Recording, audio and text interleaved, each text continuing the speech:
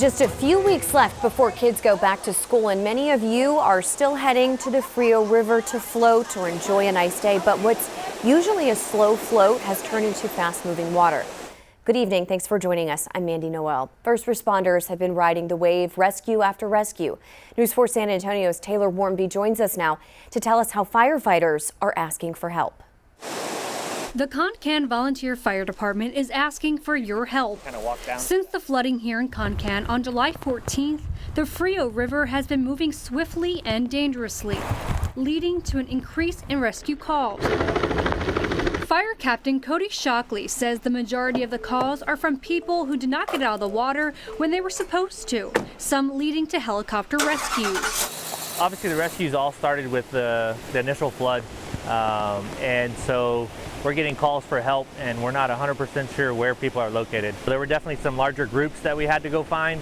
The biggest challenge that we're seeing is people that are getting away from the primary group. Since July 14th, Concan's Volunteer Fire Department and EMS have responded to 18 rescue calls and helped 48 people to safety. The Frio River stretches 200 miles, which can be a challenge for rescue crews. We've had some that have made it all the way down to the 2690 bridge, which is about 9 miles after the last exit point. It's why the Concan Volunteer Fire Department and EMS is asking for donations to help pay for metal river safety signs like this pictured here. Cell service can be definitely spotty out here to be able to help us get their location. So by putting signs up throughout the river from the north end where we cover all the way down, hopefully they'll be able to see these signs and be able to say, hey, the last river point that I saw would be river point number 4. Captain Shockley says thousands of people visit Concan on weekends. They want people to be cautious. The biggest challenge is making sure they have a plan,